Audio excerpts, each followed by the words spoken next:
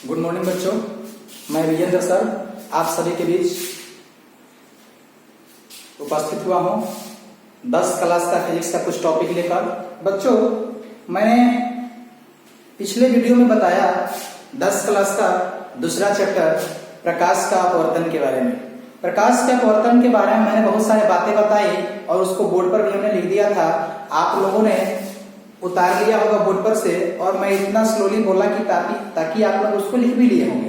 तो बच्चों, एक बार फिर से मैं प्रकाश का अपवर्तन जो दूसरा चैप्टर है उसको मैं आज इंट्रोडक्शन के तौर पर बताऊंगा कि प्रकाश का अपवर्तन क्या है, प्रकाश के अपवर्तन के कितने नियम होते हैं, प्रकाश का अपवर्तन का जो नियम होता है, प्रकाश का अपवर्तन के नियम में जो स्नेल का नियम होता है वो क्या होता है, प्रकाश का अपवर्तन से संबंधित जो दो उसका शर्त होता है, जो दो रूपों में प्रकाश का अपवर्तन की घटना घटती है उसको बताएंगे, और प्रकाश का अपवर्तन का कुछ एग्जाम्पल आज आप सभी के बीच में मैं बताऊंगा।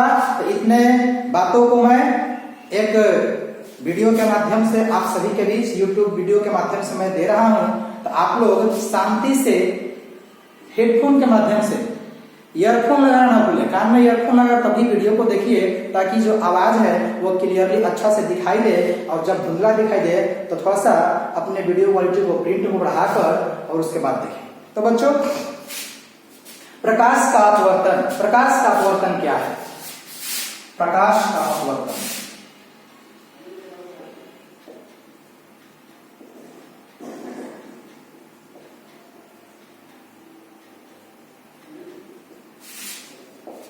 प्रकाश का अपवर्तन मैंने बोर्ड पर लिखा था पिछले क्लास में कि जब प्रकाश की किरणें एक माध्यम से किसी दूसरे माध्यम में प्रवेश करती है तो अपने पथ से विचलित हो जाती है, अपने पथ से भटक जाती है।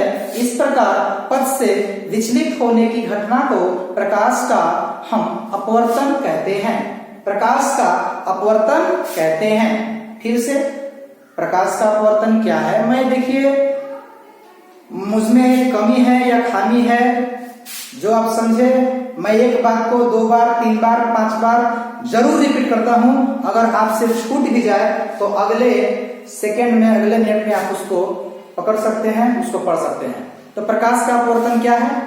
तो प्रकाश का अपवर्तन का बच्चों परिभाषा होता है, डेफिनेशन होता है कि जब कोई प्रकाश की किरणें एक माध्यम से किसी दूसरे माध्यम में प्रवेश करती है तो अपने पथ से विचलित हो जाती है, अपने दिशा से भटक जाती है। इस प्रकार से विचलित होने की घटना को प्रकाश का अपवर्तन कहते हैं। प्रकाश का अपवर्तन 2 रूपों में घटता है। मैंने 2 चित्र के माध्यम से इस पिछले कक्षा में बताया था, पिछले क्लास में मैंने बताया था 2 चित्र के माध्यम से। तो आज मैं केवल चित्र पर फोकस करूंगा क्योंकि उस दिन जो चित्र था उस चित्र में मैंने सारी बातें इंडिकेट की थी। आज चित्र के माध्यम से केवल समझाने का प्रयास करूंगा, कुछ लिखूंगा नहीं बोर्ड पर, मैंने पिछले कक्षा में उसको लिख दिया। तो बच्चों, प्रकाश का अपवर्तन 2 रूपों में घटता है। कह रहा है कि जब प्रकाश का अपवर्तन का घटना घटता है तो उसके लिए 2 माध्यम का होना बहुत जरूरी है। एक माध्यम हवा ले लेंगे, दूसरा माध्यम पानी ले लेंगे या कांच ले लेंगे। मैंने बताया था बहुत सारे माध्यम होते हैं, तो उसमें से 2 माध्यम को हम लेंगे, जैसे एक हवा और दूसरा क्या, पानी। इन्हीं 2 माध्यमों को लेकर हम लोग प्रकाश के अपवर्तन को पढ़ते हैं। आप लोग इतना ही जानिए। तो प्रकाश के अपवर्तन में जो 2 माध्यम लेंगे, क्योंकि परिभाषा ही कहता है कि जब प्रकाश की किरणें एक माध्यम से दूसरे माध्यम में जाती है, तो बच्चों के मन में एक सवाल था, सर एक माध्यम में जाती है एक माध्यम से दूसरे माध्यम में, तो माध्यम क्या है? तो बच्चों, अभी हम जो खड़ा है ये कौन सा माध्यम है? हवा हो गया। पानी में चले जाएंगे तो वो माध्यम क्या हो जाएगा? पानी हो जाएगा। उस प्रकार से ये देखिए, प्रकाश, जैसे प्रकाश जो है अभी बाहर में जो सूर्य की प्रकाश दिखाई दे रही है, सूर्य की दिखाई दे रही है, तो ये जो माध्यम हो गया ये हवा हो गया। जैसे ही वो प्रकाश पानी में जाएगी तो वो माध्यम पानी हो गया। जैसे ही वो प्रकाश वो कांच पर पड़ती है तो वो प्रकाश वो जो है माध्यम कांच का हो जाएगा। तो इस प्रकार से बच्चों अलग अलग मीडियम होता है जिसको समझना पड़ता है। तो ये देखिए, मैंने पिछले वीडियो में बताया था कि ये मीडिएटर लाइन हो गया, जो दो माध्यमों को अलग अलग बांटता है। और ये आपका अभिलंब हो गया एन और एन डैश।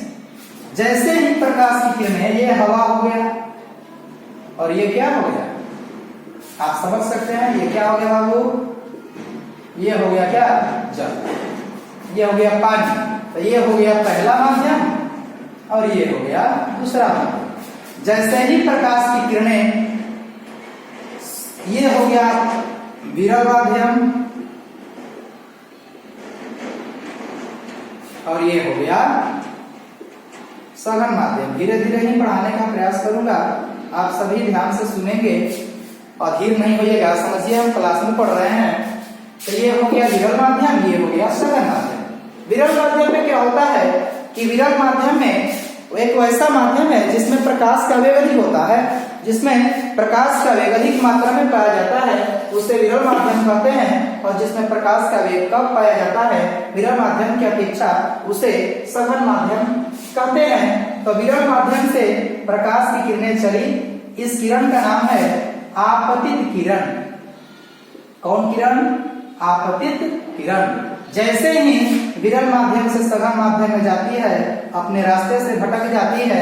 अगर रास्ते से नहीं भटकती तो ये इधर को चली जाती, लेकिन ये रास्ते से भटक गई और इधर आ गई अभिलंब की ओर। तो बच्चों मैं आपको बता दूं, यहाँ पर अभिलंब के साथ जो आपतित किरण कोण बनाया, ये कोण बना आई, और अभिलंब के साथ जो अपवर्तित किरण कोण बनाया, ये कोण बना आर। ये हो गया आपतित किरण और ये किरण का हमने नाम क्या दिया, अपवर्तित किरण, अपवर्तित किरण। और ये जो कोण बना, इस कोण का नाम है आपतन कोण, और ये जो कोण बना अपवर्तन कोण। इस प्रकार से ये आपतन कोण हो गया, ये अपवर्तन कोण हो गया। और जो मीडिएटर के बिंदु पर टकराया, उस बिंदु का नाम क्या हो गया, आपतन बिंदु, आपतन बिंदु। और ये आपका परावर्तक सतह के नाम से जानते हैं इसको। तो बच्चों, प्रकाश के अपवर्तन की घटना में इस चित्र के माध्यम से हम समझेंगे कि कैसे घटित हो रहा है। तो जब प्रकाश की किरणें, मान लेते हैं कोई सोर्स है, यहाँ से प्रकाश की किरणें आई और जो किरण जाके सतह से पहले टकराती है, वहां से दूसरे माध्यम में प्रवेश करती है, उस किरण को हम आपतित किरण कहते हैं, जो पहला किरण होता है। तो जैसे ही आपतित किरण विरल माध्यम से सघन माध्यम में प्रवेश करती है, जैसे ही आपतित किरण विरल माध्यम से सघन माध्यम में प्रवेश करती है, तो अपने पथ से विचलित हो जाती है। जाना था इधर, जाना था विक्रमगंज, चला गया पीरो। कहने का मतलब ये विपरीत हो गया, विक्रम पीरो। लेकिन उसी प्रकार से इसको जाना था इधर, ये आ गया इधर, भटक गया अपने रास्ते से। तो इस प्रकार से भटकने की घटना को प्रकाश का अपवर्तन कहते हैं।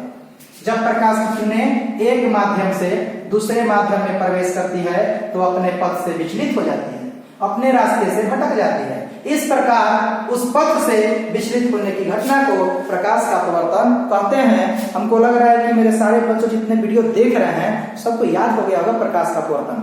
कुछ कम भी हो गया, सर कितना एक ही परिभाषा को बार बार बोल रहे हैं, क्या करें, एडिक्शन। तो इस प्रकार से विरल माध्यम से सघन माध्यम में गया, अभिलंब की ओर हो गया। बच्चों, ये दो रूपों में घटना घटती है प्रकाश का अपवर्तन। ये जो प्रकाश के अपवर्तन की घटना है, ये कितने रूपों में घटती है, दो रूपों में घटती है। पहला, जब प्रकाश की किरणें विरल माध्यम से सघन माध्यम में प्रवेश करती है, तो अभिलंब की ओर क्या होती है, मुड़ जाती है। ये क्या है बच्चों, अभिलंब है। ये क्या है, अभिलंब है। तो अभिलंब की ओर क्या आ जाती है, मुड़ जाती है। और जब प्रकाश की किरणें सघन माध्यम से विरल माध्यम में प्रवेश करती है, तो अभिलंब से क्या होती है, दूर भाग जाती है। जैसा कि मैंने दूसरे चित्र में समझाने का प्रयास किया। ये देखिए, आपका हो गया विरल माध्यम, ये हो गया सघन माध्यम, और ये हो गया अभिलंब, और ये हो गया आपका मीडिएटर, ये हो गया आपका कौन बिंदु, आपतन बिंदु। जो जो मैंने इस चित्र में इंडिकेट किया है, इस चित्र में भी आप उसी को इंडिकेट कर लेंगे जो जहां पर हमने लिखा है उस इस चित्र में भी उसको वहीं पर लिख लीजिएगा। मैं केवल समझाने का प्रयास कर रहा हूं। ये आपका कौन माध्यम हो गया? सघन माध्यम हो गया। सघन माध्यम में क्या हो गया? जल हो गया। जैसे ही सघन माध्यम से ये आपतित किरणें जाती है तो सघन माध्यम से आपतित किरणें जाती है और जाकर अभिलंब से दूर भाग जाती है। इसको जाना था इधर, लेकिन ये इधर भाग गया, अभिलंब से दूर भाग गया। तो ये अभिलंब के साथ कोण बनाया I और ये अभिलंब के साथ कोण क्या बनाया? A। अब इस कोण का नाम क्या देंगे? आपतन कोण। और इस कोण का नाम क्या देंगे? अपवर्तन कोण। और ये किरण हो गया कौन किरण? आपतित किरण। और ये किरण कौन किरण हो गया? अपवर्तित किरण। ध्यान से देखिएगा बच्चों, यहां पर देखिए ये बना आपतित किरण। मैंने पहले वीडियो में बताया था कि जहां से किरणें चलना प्रारंभ करेगी वो आपतित किरण, चाहे वो सघन माध्यम से चलना प्रारंभ करे या विरल माध्यम से चलना प्रारंभ करे। अगर सघन माध्यम से चलना प्रारंभ किया तो वो आपतित किरण मान लेंगे, अगर विरल से चलना प्रारंभ किया तो वो आपतित मान लेंगे। तो ये देखिए सघन से चलना प्रारंभ किया, ये सघन माध्यम से, ये बन गया आपतित किरण और विरल माध्यम में ये क्या बन गया? अपवर्तित किरण। ये हो गया आपतन कोण I, ये आपतन कोण क्या हो गया? R। और इस प्रकार से प्रकाश का अपवर्तन का घटना घटा तो दो रूपों में घटता है, पहला रूप ये और दूसरा रूप ये। फिर से बता दूं, जब प्रकाश की किरणें एक माध्यम से दूसरे माध्यम में जाती है तो अपने पथ से विचलित हो जाती है। इस प्रकार विचलित होने की घटना को प्रकाश का अपवर्तन कहते हैं। प्रकाश के अपवर्तन दो रूपों में घटती है। जब प्रकाश की किरणें विरल माध्यम से सघन माध्यम में प्रवेश करती है तो अभिलंब की ओर मुड़ जाती है, अभिलंब की ओर मुड़ जाती है। और जब प्रकाश की किरणें सघन माध्यम से विरल माध्यम में प्रवेश करती है तो अभिलंब से क्या जाती है? दूर भाग जाती है। अभिलंब से दूर भाग जाती है और अभिलंब पर क्या जाती है? मुड़ जाती है। ये बहुत ही इंपॉर्टेंट बात है, कब मुड़ती है कब दूर भागती है। अभिलंब की ओर, अभिलंब की ओर तो मुड़ जाएगी, अभिलंब से दूर, अभिलंब से दूर, अभिलंब की ओर आती है तो अभिलंब की ओर मुड़ने वाला घटना हो गया, अभिलंब से दूर उससे जुदा होने वाला घटना हो गया। तो इसी को समझना है कब, तो याद रहे जब विरल से सघन में जाएगा तो अभिलंब की ओर मुड़ जाएगा। विरल से सघन क्या हो जाएगा? मुड़ जाएगा। विरल से सघन होगा तो क्या होगा? मुड़ जाएगा। विरल से सघन जाएगा तो क्या होगा? मुड़ जाएगा। विरल से सघन में क्या होगा? मुड़ जाएगा। और जैसे ही सघन से विरल में जाएगा क्या हो जाएगा? अभिलंब से दूर भागेगा। सघन से विरल में क्या हो जाएगा? अभिलंब से क्या होगा? दूर भागेगा। इन्हीं रूपों में प्रकाश के अपवर्तन की घटना घटती है, जो कि मैंने पिछले चित्र में दर्शाया है। मैं अब इस चित्र को मिटाऊंगा, अब आगे बढ़ूंगा। तो बच्चों, इस प्रकार से प्रकाश के अपवर्तन की घटना घटित होती है दो रूपों में। प्रकाश के अपवर्तन दो रूपों में घटित होती है। वो दो रूप क्या है कि जब प्रकाश की किरणें विरल माध्यम से सघन माध्यम में प्रवेश करती है तो अभिलंब की ओर मुड़ जाती है, और जब प्रकाश की किरणें सघन माध्यम से विरल माध्यम में प्रवेश करती है तो अभिलंब से क्या होती है? दूर भाग जाती है बच्चों। इसके बाद मैं दूसरा इसके बाद नेक्स्ट टॉपिक प्रकाश का अपवर्तन हो गया। अब पढ़ेंगे इसका क्या नियम। प्रकाश के अपवर्तन के कितने नियम? मैंने कितने नियम बताया इस वीडियो में? 2 नियम। वो नियम कौन कौन? चित्र तो हमने मिटा दिया। चलिए थोड़ा सा देखिए। ये हो गया आपतित किरण, ये हो गया अपवर्तित किरण, कोण I, कोण R, ये हवा, और ये क्या हो गया? पानी, जल। इस समझे? ये हो गया N और ये क्या हो गया? N'। तो इस प्रकार से ये हो गया आपका आपतित किरण और ये कौन किरण? अपवर्तित किरण। और ये हो गया N' क्या हो गया? अभिलंब हो गया। तो बच्चों, नियम कहता है कि पहला नियम प्रकाश का अपवर्तन का पहला नियम कि आपतित किरण, आपतित किरण, अपवर्तित किरण तथा आपतन बिंदु पर डाला गया लंब, ये तीनों एक ही तल में होते हैं। आपतित किरण, अपवर्तित किरण तथा आपतन बिंदु पर डाला गया लंब तीनों कहां होते हैं? एक ही तल में होते हैं। ध्यान समझो बच्चों, ये हो गया आपतित किरण, आपतित किरण, ये हो गया अपवर्तित किरण तथा आपतन बिंदु पर डाला गया लंब। ये आपतित किरण, ये अपवर्तित किरण तथा आपतन बिंदु पर डाला गया लंब, तीनों कहाँ होते हैं? एक ही तल में। ये इसका तल हो गया, यानी कि आपतित किरण यहाँ से गुजरा, अपवर्तित किरण भी यहीं से निकला, और ये आपका क्या हो गया? विलंब हो गया, और एक ही बिंदु से निकला। इसी को बोलते हैं क्या?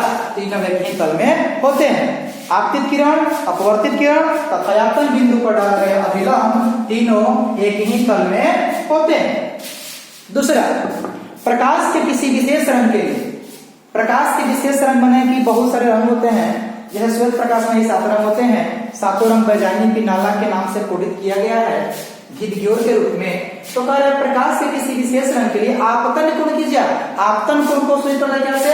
आई से, और ज्या, ज्या मतलब होता है ज्यामितीय निष्पत्ति, साइन के रूप में लेते हैं तो हो जाएगा क्या?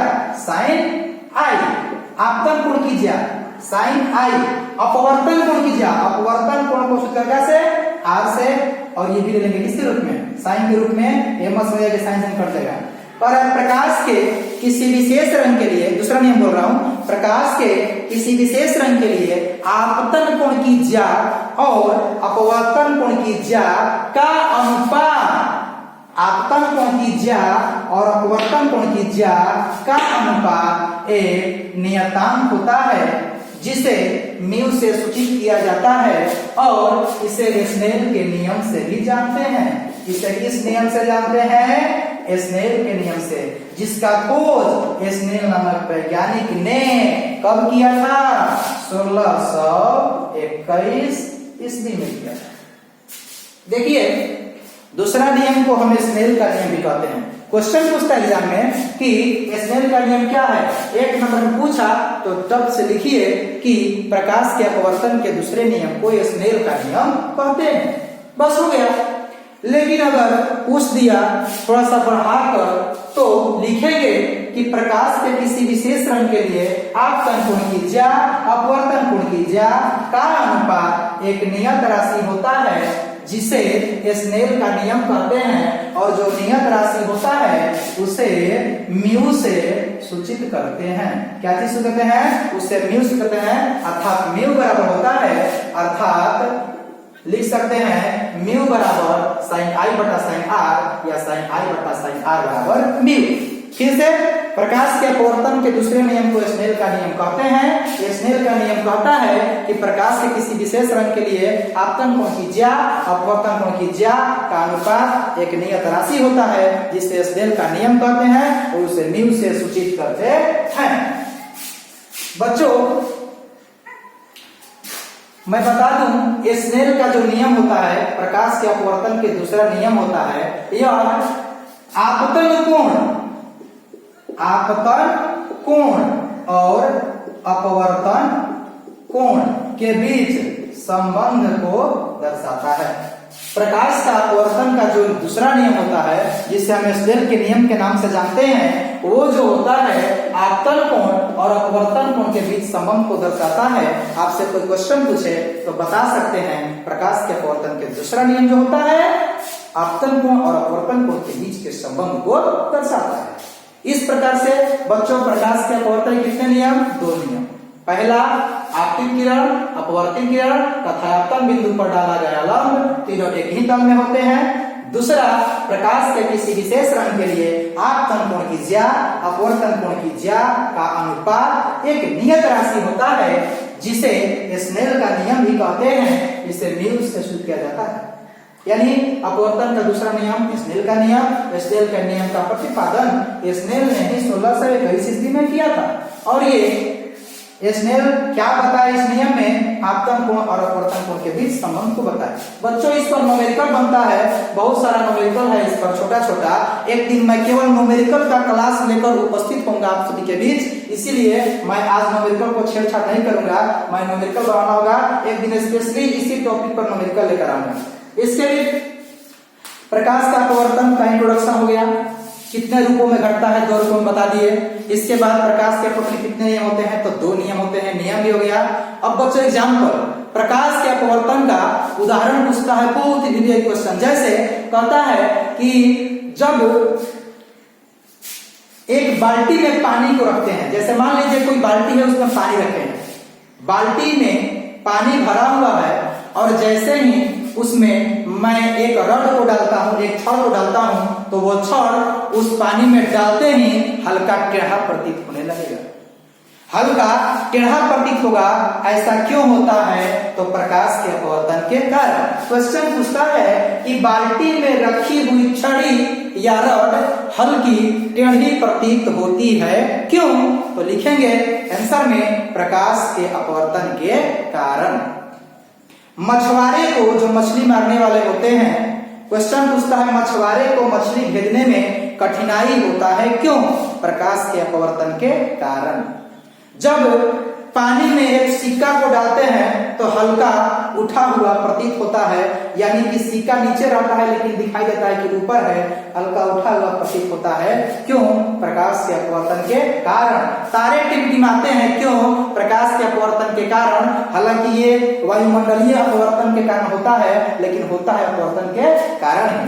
तो ये सभी एग्जाम्पल्स हैं, तो आप लोग एग्जाम्पल में लिख लीजिएगा कि प्रकाश के अपवर्तन के जो एग्जाम्पल है, पहला कि बाल्टी में रखी हुई छड़ी हल्की टेढ़ी प्रतीत होती है, दूसरा मछुआरे को मछली भेजने में कठिनाई होता है, पानी में बाल्टी से भरी हुई पानी में या ग्लास में पानी भरा हुआ है उसमें सिक्का को रखते हैं तो हल्का उठा हुआ प्रतीत होता है। इस प्रकार से ये सभी जो एग्जाम्पल हैं, ये सभी एग्जाम्पल प्रकाश के अपवर्तन के कारण को दर्शाते हैं। जैसे मैं बता दूं बच्चों, ये देखिए, ये ग्लास हो गया,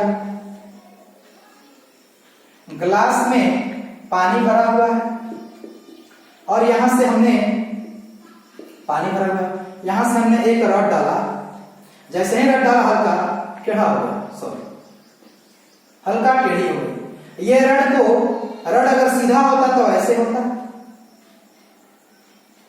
अगर रड सीधा होता तो ऐसे होता, लेकिन नहीं, जैसे ही पानी में रड आया मुड़ गया, ये हो गया रड। और क्यों हुआ? तो ध्यान से देखिए, हम एक अभिलंब डालते हैं, यहां से अभिलंब डालते हैं एन और एन डैश, और ये हो गया आपका कौन माध्यम? विरल माध्यम, और ये कौन माध्यम हो गया? सघन माध्यम।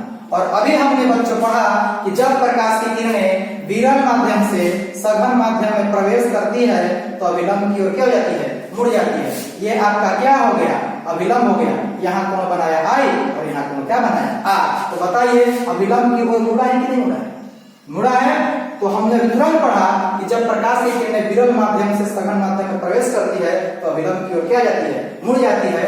इस प्रकार की घटना को हम प्रकाश का अपवर्तन के नाम सूचित करते हैं, यानी प्रकाश का अपवर्तन घटना दर्शाता है। तो ये आपका ग्लास लिए और ग्लास में हमने एक रड को डाला, ये देखिए रड है, ये देखिए रड है, तो हल्का टेढ़ा प्रतीत हो गया। लग रहा है कि पानी में जाते ही रड क्या हो गया? टेढ़ा हो गया, लेकिन टेढ़ा हकीकत में हुआ नहीं है। प्रकाश का अपवर्तन प्रकाशीय भ्रम को दर्शाता है। जो होता है वो दिखता नहीं, और जो दिखता है वो होता नहीं। यानी प्रकाश का अपवर्तन प्रकाशीय भ्रम को दर्शाता है। तो बच्चों एग्जाम्पल में आप लोग लिख लीजिएगा कि पानी में रखी हुई, पानी से भरी बाल्टी में रखी हुई छड़ी हल्की टेढ़ी प्रतीत होती है, मछुआरे को मछली भेजने में कठिनाई होता है, पानी में रखा हुआ सिक्का हल्का ऊपर उठा हुआ प्रतीत होता है। ये सारे एग्जाम्पल्स प्रकाश के अपवर्तन के ही हैं। और बच्चों ऐसा क्यों हुआ है? ये विरल माध्यम, ये सघन माध्यम, जो प्रेक्षक है वो विरल माध्यम में है। मान लीजिए कि हम यहाँ से देख रहे हैं और यहाँ पर मान लीजिए कि यहाँ पर मैं हूँ और विरल माध्यम में मैं हूँ। जैसे ही प्रकाश की किरणें सघन माध्यम में गई तो सघन माध्यम में जाते ही एक प्रकाश के भ्रम को दर्शाया और रड टेढ़ा प्रतीत हुआ, हमको टेढ़ा दिखाई दिया, तो हमें लगा कि पानी में रखी छड़ी हल्की टेढ़ी प्रतीत हो रही है, लेकिन ऐसा होता नहीं है। ऐसा क्यों हुआ? प्रकाश के अपवर्तन के कारण। क्योंकि नियम ही कहता है, सॉरी, प्रकाश का अपवर्तन का परिभाषा ही कहता है कि प्रकाश की किरणें एक माध्यम से दूसरे माध्यम में जाएगी, यानी पहला माध्यम हवा, दूसरा माध्यम पानी, दूसरे माध्यम में जाएगी तो रास्ते से क्या हो जाएगी? भटक जाएगी। और जब रास्ते से भटकेगा तो ऊपर तो सीधा, नीचे टेढ़ा दिखाई देगा, तो टेढ़ा प्रतीत होगा ही। यानी कि रड ऊपर ठीक था, यहाँ पर आया तो जाना चाहिए था सीधा इधर, मुड़ गया इधर। तो बच्चों इस प्रकार से प्रकाश का अपवर्तन किसे कहते हैं? प्रकाश का अपवर्तन एक घटना दो रूपों में घटता है। प्रकाश के अपवर्तन के दो नियम होते हैं। प्रकाश के अपवर्तन का एग्जाम्पल, ये सारी बातें मैंने एग्जाम्पल छोड़कर पिछले वीडियो में सब कुछ बता दिया है। इस वीडियो में एग्जाम्पल भी बता दिया। आप ये सभी बातें को धीरे धीरे वीडियो को रोक कर और हमारे बात को सुनकर फेयर पर, नोट्स पर आप लोग नोट कर लीजिएगा बच्चों। जो भी हमारे इंस्टीट्यूशन में बच्चे पढ़ते हैं, जो अदर बच्चे हैं, उसको नोट कर लीजिएगा। और फिर अगले वीडियो में मैं अगला टॉपिक लेकर आऊंगा। इसके बाद का अगला टॉपिक, तब तक के लिए बच्चों आप लोगों से विदा चाहूंगा। दूसरी बात, आप लोग जब भी वीडियो देखिए तो हेडफोन, ईयरफोन लगा कर देखिए। और जो क्वालिटी जो उसमें दिया होता है 144, 240 दिया होता है क्वालिटी, उसमें अगर थोड़ा स्लो दिखाई दे तो पढ़ाई से बढ़कर कुछ नहीं होता है। उसको क्वालिटी को 360 या 480 करके देखिए।